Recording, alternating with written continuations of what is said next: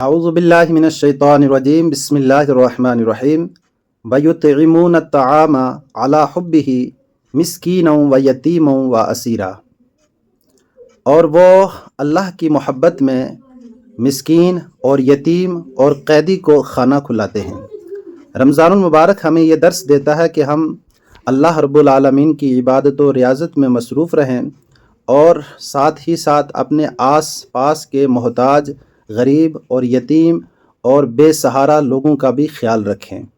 بہت سے ایسے گھرانے ہوتے ہیں جن کے پاس افطار کے لیے بھی کچھ نہیں ہوتا۔ اگر ہم ان کی مدد کریں، ان کے گھروں تک راشن پہنچائیں، یتیم بچوں کے سر پر شفقت کا ہاتھ رکھیں تو یہ عمل اللہ کے نزدیک بہت محبوب ہے۔ رسول اکرم صلی اللہ تعالی علیہ وسلم نے ارشاد فرمایا کہ میں اور یتیم کی کفالت کرنے والا جنت میں اس طرح قریب ہوں گے۔ آپ نے 2 انگلیوں کو ملا کر کے دکھایا کہ جس طرح یہ 2 انگلیاں آپس میں جڑی ہوئی ہیں، ملی ہوئی ہیں، اسی طرح میں اور یتیم کی کفالت کرنے والا قیامت کے روز اکٹھے ہوں گے جنت میں۔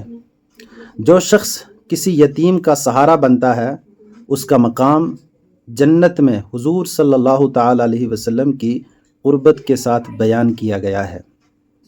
اسی طرح ایک اور حدیث میں ہے، آقا کریم صلی اللہ تعالی علیہ وسلم نے ارشاد فرمایا، خیر الناس انفعہم للناس، سب سے بہترین انسان وہ ہے جو لوگوں کو سب سے زیادہ نفع پہنچائے۔